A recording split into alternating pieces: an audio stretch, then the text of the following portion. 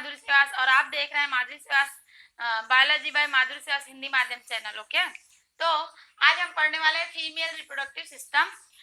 जैसा कि आप जानते होंगे कि इससे पहले हमने फीमेल रिप्रोडक्टिव सिस्टम का एक्सटर्नल पार्ट पढ़ा है। ठीक है, तो यदि आप नए व्यूअर हो तो प्लीज मेरे उस पहले वाले रिप्रोडक्टिव सिस्टम के पार्ट 1 को देख लेंगे, उसके बाद ही क्या है आपको ये जो टॉपिक है वो समझ में आएगा। ओके, तो आइए देखते हैं कि हम आज क्या पढ़ने वाले हैं। आज हम पढ़ने वाले हैं फीमेल रिप्रोडक्टिव सिस्टम। सिस्टम मतलब कि होता है तंत्र, जिसमें कि बहुत सारे ऑर्गन मिलकर क्या करते हैं, एक तंत्र का निर्माण करते हैं और किसी एक कार्य के लिए बहुत सारे ऑर्गन मिलकर एक सिस्टम का निर्माण करते हैं, उसे ही हम कहते हैं सिस्टम, है ना। तो हमने इस सिस्टम के अंदर हमने ऑर्गन्स को दो पार्ट में डिवाइड किया था। पहला है एक्सटर्नल पार्ट जो हमें बाहर से दिखाई देता है, और दूसरा है इंटरनल पार्ट जो कि हमें बाहर से दिखाई नहीं देता, ये बॉडी के अंदर उपस्थित होता है, प्रेजेंट होता है। ओके, तो अब हम देख लेते हैं जो इंटरनल ऑर्गन है, ठीक है, उसके कितने पार्ट होते हैं। उसको भी दो पार्ट में डिवाइड किया गया है। पहला है एसेसरी। एसेसरी का मतलब होता है सहायक, ठीक है, जैसे किसी के हेल्प करने वाले, ठीक है, मतलब सहायक मतलब कि जो मेन लीड रोल करता है उसके हेल्पिंग ऑर्गन है ये। ओके, और दूसरा है प्राइमरी पार्ट यानी मुख्य या मेन पार्ट जो मेन काम करता है। तो मेन प्राइमरी पार्ट में क्या आएगा, ओवरीज, ठीक है। तो यहाँ पर मैंने ओवरीज इसलिए लिखा है क्योंकि ये दो होते हैं, ठीक है। तो एसेसरी पार्ट में फेलोपियन ट्यूब, यूट्रस, वेजाइना और सर्विक्स, ये चार चीजें आती हैं एसेसरी पार्ट्स में, और प्राइमरी पार्ट में ओवरीज आती हैं। ओके, तो आइए हम देखते हैं कि डायग्राम में ये सब चीजें कहाँ कहाँ पर प्रेजेंट है। ये जो स्ट्रक्चर है ये किसी भी फीमेल के इंटरनल ऑर्गन के स्ट्रक्चर है, ठीक है। तो इसमें हम देख लेते हैं कि कौन कौन सी चीजें कहाँ स्थित है। ओके, तो सबसे पहला चीज यहाँ से देखते हैं, ये है वेजाइना।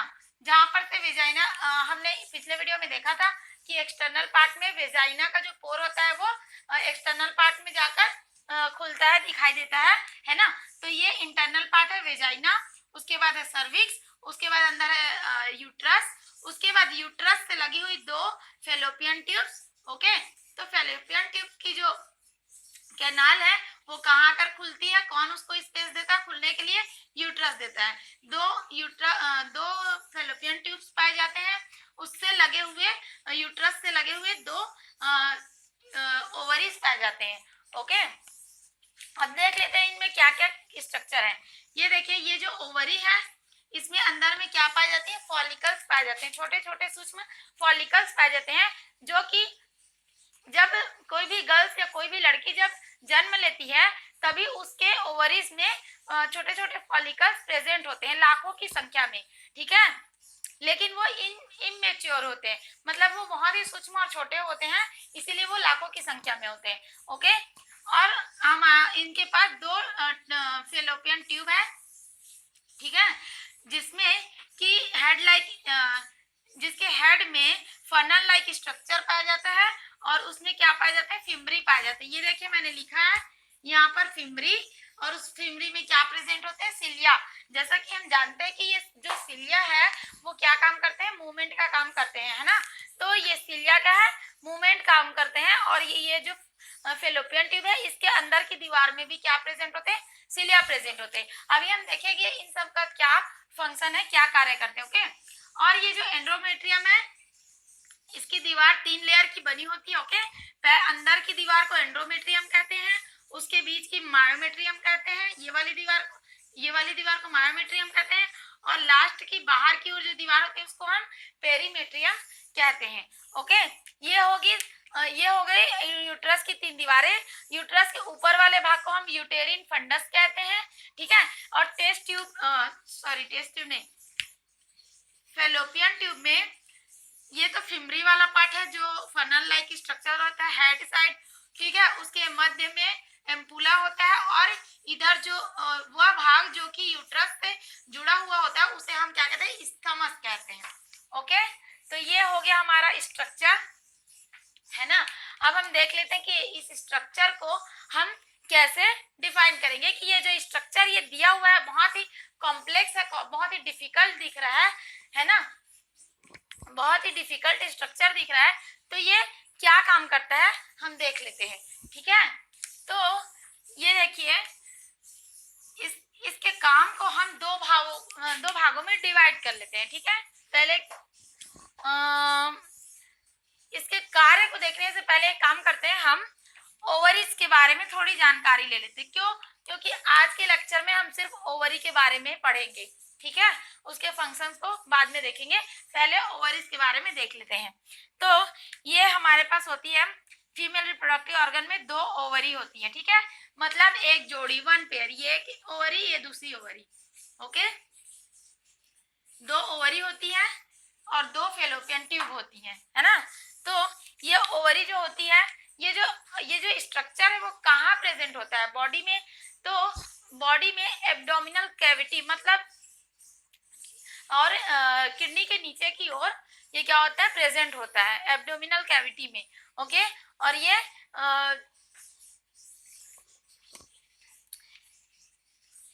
ओवल शेप में होता है। ये जो ओवरी है वो क्या होता है, ओवल शेप में होता है और एब्डोमिनल कैविटी में ये प्रेजेंट होती है। लेकिन ये एब्डोमिनल कैविटी में 2 तरह से जुड़ी होती है। कौन? ओवरी। ये देखिए, ऊपर की ओर मेसोवेरियम से और नीचे की ओर ब्रॉड लिगामेंट से। अब ये ब्रॉड लिगामेंट क्या है? ये है, ये जो हैंड लाइक स्ट्रक्चर है जिसके थ्रू ये जो ओवरी नीचे लटकी हुई है, ये क्या है? ये लिगामेंट्स है, ओके। ब्रॉड मतलब कि एक चौड़ी लिगामेंट से क्या होती है, यूट्रस से जुड़ी हुई होती है। कौन? ओवरी। ये 2 की संख्या में होती है। एब्डोमिनल कैविटी में ये स्ट्रक्चर होता है, ठीक है। अब हम देख लेते हैं, ये ओवरी 4 सेंटीमीटर लंबा होता है, 2.5 सेंटीमीटर चौड़ा होता है, 1.5 सेंटीमीटर मोटा होता है, ठीक है। ये तो हो गया ओवरी के बारे में। अब देख लेते हैं इसको हिस्टोलॉजी, मतलब कि ये जो ओवरी है ये किन चीजों से मिलकर बनी होती है। तो उसके लिए मैंने एक ओवरी का स्ट्रक्चर यहाँ बना दिया है, ठीक है। एक ओवरी को हम यहाँ निकाल कर देख लेते हैं कि ओवरी किन किन चीजों से बनी है, ठीक है। तो ये देखिए, ये थिक जर्मिनल इपिथेलियम। अब थिक मतलब होता है मोटा, और एक टिश्यू है जिसका नाम है जर्मिनल इपिथेलियम, ठीक है। तो ये जो बाहर की लेयर है ये मोटी होती है, थिक होती है, और किससे बनी होती है? जर्मिनल इपिथेलियम से बनी होती है, ओके। अब उसके अंदर की लेयर जो होती है वो कनेक्टिव टिश्यू से बनी होती है। किससे बनी होती है? कनेक्टिव टिश्यू से बनी होती है, ओके। अब ये जो ब्रॉड लिगामेंट है, ये देखो, ये यहाँ से यहाँ तक, ये एक के यहाँ से यहाँ तक का पार्ट्स को हम क्या कहते हैं? स्ट्रोमा कहते हैं, ठीक है। अब ये जो अंदर देखो, ये 2 भागों में बटी होती है। एक तो कॉर्टेक्स, ये जो बीच वाला हिस्सा ये कॉर्टेक्स कहलाता है, ओके। और जो ये पूरा हिस्सा है वो क्या कहलाता है? स्ट्रोमा कहलाता है। और ये जो बीच में मैंने सर्कल बनाया है ओवल शेप में, इसके जो अंदर का भाग है ये क्या कहलाता है? मेडुला कहलाता है, ओके। और ये जो मैंने लाइनिंग स्ट्रक्चर दे दी है, ये यही लिगामेंट्स है। ये जो लिगामेंट्स है जो यूट्रस के द्वारा ओवरी को जोड़ती है, ठीक है। तो ये इसमें क्या पाए जाते हैं? ब्लड वेसल्स पाए जाते हैं। किसमें? इस लिगामेंट में, जो कि डायरेक्टली मेडुला से जुड़े होते हैं। और मेडुला के अंदर जो ब्लड वेसल है वो क्या होती है? बिखरी हुई होती है, ठीक है। और इसमें लिम्फ वेसल्स भी प्रेजेंट होते हैं। अब ये जो ओवरी है, हमने देख लिया कि ओवरी का स्ट्रक्चर कैसा होता है, ठीक है। ये ओवल शेप होती है, 2 भागों में डिवाइड होती है, कॉर्टेक्स और मेडुला। अंदर की ओर मेडुला रहता है, बाहर की ओर कॉर्टेक्स होता है, ठीक है। पूरे भाग को एक साथ हम स्ट्रोमा कहते हैं, और मेडुला से कॉर्टेक्स के बीच के भाग को हम क्या कहते हैं? सॉरी, ये जो बाहर का मेम्ब्रेन है या बाहर की लेयर है, और उसके और मेडुला के बीच का जो लेयर है उसे हम कॉर्टेक्स कहते हैं। और जो फॉलिकल मैंने बताया कि ये ओवरी में बहुत सारे फॉलिकल प्रेजेंट होते हैं जन्म के समय से, तो वो कहाँ होते हैं? ये कॉर्टेक्स वाले पार्ट में प्रेजेंट होते हैं, ओके। अब मैं यहाँ पर एक चीज बताना चाहूंगी फ्रेंड्स, ये जो ओवरी है ये किसी भी लड़की में, किसी भी गर्ल्स में जन्म के साथ ही प्रेजेंट होती है। मतलब ये रिप्रोडक्टिव ऑर्गन जन्म जब भी होता है, किसी गर्ल्स का, किसी लड़की का जब जन्म होता है, तो ये रिप्रोडक्टिव ऑर्गन पूरी तरह से डेवलप होते हैं, ओके। और डेवलप होते हैं तो उसमें की जो ओवरी होती हैं उनमें क्या होते हैं?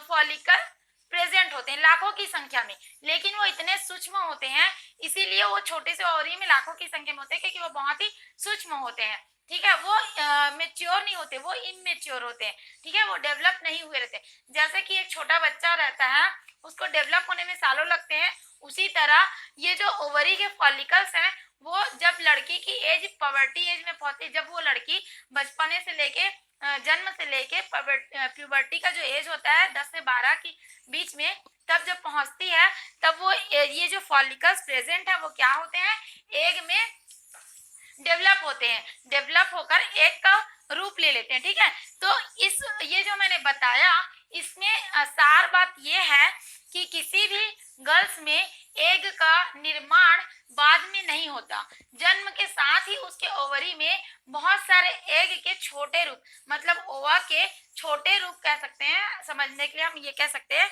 कि एग का छोटा रूप वहाँ प्रेजेंट होता है जन्म के साथ ही, बहुत ज्यादा मात्रा में। ठीक है, मिलियंस में। और वो क्या करता है, जब प्यूबर्टी की एज आती है, जब मेंसेस स्टार्ट होते हैं, तो यही फॉलिकल्स क्या करते हैं, ओवा में डेवलप होकर ओवा बनते हैं और ओवरी से बाहर रिलीज होते हैं, और उसके बाद हर महीने की जो मेंसेस की क्रिया होती है वो कंटिन्यू चलती रहती है। और यहाँ पर एक और बात है फ्रेंड जानने लायक, कि हमारे पास अब 2 ओवरी है।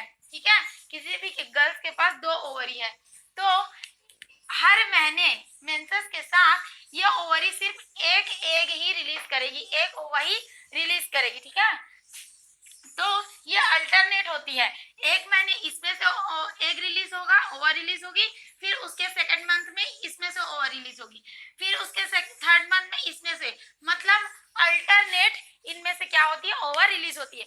और एक बार में 2 या 3 या 4 ओवा रिलीज नहीं होती, जैसे कि मेल में होता है। मेल में लाखों की संख्या में स्पर्म होते हैं, है ना, क्वांटिटी उनकी जितनी भी हो, थोड़ी सी कम मात्रा में भी उनकी लाखों की संख्या में स्पर्म होते हैं। ठीक है, सॉरी, स्पर्म होते हैं। और लेकिन जो फीमेल की जो रिप्रोडक्टिव ऑर्गन है, उसमें जो ओवा होती है, ठीक है, वो सिर्फ एक ही रिलीज होती है, और एक ओवरी से, फिर नेक्स्ट मंथ में इस ओवरी से रिलीज होगी, फिर उसके नेक्स्ट मंथ में इस ओवरी से, मतलब दोनों ही ओवरी अल्टरनेट काम करते हैं, एक के बाद एक। ठीक है, तो इस तरह से जो मेंसेस की साइकिल है वो चलती है। इसका डिटेल हम मेंसेस की क्रिया में, मेंस्ट्रुएशन का जो साइकिल होता है, वो जो टॉपिक हम पढ़ेंगे, तब इसको अच्छे से समझेंगे। अभी बस मैं इतना ही बता दूं कि ये हो गया हमारा ओवरी, इसमें फॉलिकल्स प्रेजेंट होते हैं, पहले से ही जन्म के पहले से ही प्रेजेंट होते हैं, है ना, और वो क्या होते हैं, बाद में प्यूबर्टी जब एज आती है, तब वो ओवर डेवलप होते हैं और ओवरी से बाहर रिलीज होते हैं। ठीक है, अब हम आ जाते हैं कि ये वर्क कैसे करते हैं। अब हमने देख लिया कि ओवरी क्या है। ठीक है, ओवरी का क्या फंक्शन है, ओवरी का फंक्शन है एग को डेवलप करना, फॉलिकल्स को, सॉरी, एग को नहीं, फॉलिकल्स को एग के रूप में, ओवा के रूप में डेवलप करना और उसको रिलीज करना, बाहर रिलीज करना, ये होता है ओवरी का फंक्शन। अब ओवरी से ओवा जब रिलीज होती है, तब जो ये फैलोपियन ट्यूब है, ये क्या करती है, ये फैलोपियन ट्यूब में हेड की ओर फिंगर लाइक एक फनल के जैसा ये होता है। ठीक है, इसका शेप ऐसा होता है, मैं बता दूं, ये ऐसा होता है इसका शेप। ठीक है, अब इसमें क्या होते हैं, ऐसे ऐसे पाए जाते हैं फिम्बरी, ये है फिम्बरी, और इस फिम्बरी में ऐसे ऐसे क्या पाए जाते हैं, सिलिया। ठीक है, और अंदर की दीवारों में भी सिलिया पाए जाते हैं। ठीक, तो ये क्या होता है, ये जो फिंगर लाइक स्ट्रक्चर है, ये जब ओवर रिलीज करती है ओवरी, तो ये फिंगर लाइक स्ट्रक्चर क्या करते हैं, उसको रिलीज करती है, उसको क्या करते हैं, कैच करते हैं। कैसे कैच करते हैं, जैसे कि हम अपने फिंगर्स के द्वारा बॉल को कैच करते हैं ना, उसी तरह ये फिम्बरी क्या करती है, ओवा को कैच करती है और अपने सिलिया के द्वारा अंदर की ओर ढकेलती है। यहाँ पर एक और बात है फ्रेंड्स, देखिए स्पर्म में टेल पाया जाता है मूवमेंट के लिए, वो मोटाइल होता है। स्पर्म क्या करता है, मोटाइल होता है, वो एक जगह से दूसरी जगह आ जा सकता है, ठीक है, चल सकता है। लेकिन जो ओवा होती है वो मोटाइल नहीं होती, वो नॉन मोटाइल होती है। मोटाइल का मतलब है मूवमेंट करने वाला। ठीक है, तो नॉन मोटाइल होती है, उसमें कोई भी टेल जैसा स्ट्रक्चर नहीं पाया जाता। इसलिए ये जो फेलोपियन ट्यूब की अंदर की दीवारें हैं, वॉल हैं, इनमें क्या पाए जाते हैं, सिलिया पाए जाते हैं, जो कि मूवमेंट्स के द्वारा ओवा को अंदर की ओर ढकेलते हुए कहाँ ले जाते हैं, एम्पूला में ले जाते हैं। ठीक है, अब ये एम्पूला क्या है, तो ये जो एम्पूला है ये वो स्थान है जहां पर ओवा स्पर्म के साथ फर्टिलाइजेशन करेगी। ओके, तो अब यहाँ पर दो चीजें हैं, जानने के लिए दो चीजें हैं कि यदि किसी भी लड़की की मैरिज हो गई है और यदि लड़की की मैरिज ना हुई हो, तो दो स्टेज हैं। ठीक है, यदि लड़की की मैरिज ना हुई हो, पहले हम ये देख लेते हैं कि यदि लड़की की मैरिज नहीं हुई है तो ये ओवम जो यहाँ पर एम्पुला में आई हुई है उसका क्या होगा। तो देखिए, ओवम के डेवलप होने के बाद, रिलीज होने के बाद, जब ये ओवरी ओवा को रिलीज करती है तब से लेकर एम्पुला में उस दिन तक रुकते, मतलब वो जो ड्यूरिंग है वो समय है, टाइमिंग ड्यूरिंग है। ठीक है, टाइम का ड्यूरेशन होता है एक कि इतने 12वें से 18वें दिन तक फर्टिलाइजेशन का टाइम ड्यूरेशन होता है ना, टाइमिंग होती है। तो उस दिन तक ये ओवरी क्या करती है, हार्मोन्स रिलीज करती है। और ये जो यूट्रस की दीवार है, मैं बता दूं, ये जो यूट्रस की दीवारों है इनको क्या करती है, डेवलप करती है। किसके लिए, जाइगोट के लिए।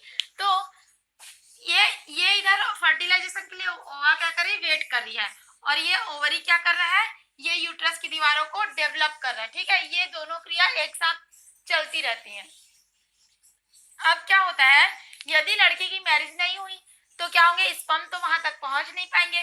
तो क्या होगी, ये ओवा जब उसका फर्टिलाइजेशन का जो टाइमिंग है वो जब कंप्लीट हो जाएगा तो ये ओवा फिर से ये सिलिया के द्वारा क्या करेंगी, खिसकते खिसकते खिसकते धक्का देते हुए ये सिलिया उसको धकेलते हुए कहाँ लाएगी, यूट्रस में लाएगी। अब यूट्रस में जो दीवारें डेवलप हुई है, मैंने अभी अभी कहा कि ओवरी रिलीज करती है हार्मोन्स और बहुत सारे न्यूट्रिशंस, इन ये जो लिगामेंट्स के द्वारा ब्लड वेसल्स होते हैं ना, इसके द्वारा वो ये यूट्रस से कनेक्ट होती है और यूट्रस की दीवारों को वो क्या करती है, पोषण देती है और उसको मजबूत बनाती है कि वहां पर जो फर्टिलाइजेशन एग और ओवा होगा, एग और स्पर्म फर्टिलाइजेशन के द्वारा जो जाइगोट बनेगा वो यहाँ आकर इम्प्लांटेशन हो। लेकिन जब फर्टिलाइजेशन नहीं होता तो वो ओवा यहाँ आती है और आने के बाद जब टाइमिंग पूरा कंप्लीट हो जाता है तो क्या होती है, ये जो दीवारें बनी रहती है, डेवलप हुई रहती है, वो टूटकर अपने ही आप टाइम खत्म होने पर गिर जाती है। तो उसे ही हम कहते हैं कि मेंसेस। ठीक है, मेंस्ट्रुएशन साइकिल इसी तरह चलती है, हर 28 दिन में मेंस्ट्रुएशन साइकिल चलती है, जो कि ये जो दीवारें जो डेवलप हुई रहती है वो टूट कर अपने आप ही वेजाइना से बाहर रिलीज हो जाती है, जिसे हम मेंसेस के नाम से जानते हैं। ठीक है, तो ये तो एक वो स्टेज हो गया जब ओवा और स्पर्म के बीच फर्टिलाइजेशन नहीं हुई है ना। अब हम सेकेंड स्टेज देख लेते हैं कि जब फर्टिलाइजेशन होगा तब क्या होता है। तब क्या होता है, फिर से ये ओवरी है, ओवर रिलीज करेगी। अब ये जो फिम्बरी है ये उसको कैच करेंगे, अपनी सिलिया के द्वारा अंदर धकेलेंगे, एम्पुला तक पहुंचाएंगे। ठीक है, अब एम्पुला में पहुंचाएंगे, एम्पुला तक पहुंचाएंगे किसको, ओवा को। ठीक है, अब फर्टिलाइजेशन सॉरी ओवा यहाँ से ovary egg release sorry ovary ओवा को रिलीज करेगी, फिम्बरी कैप्चर करेंगे, फिम्बरी कैप्चर करके उसको सिलिया के द्वारा एम्पुला में पहुंचाएंगे। ठीक है, अब ये यहाँ एम्पुला में वो स्पर्म का वेट कर रही है फर्टिलाइजेशन के लिए, है ना।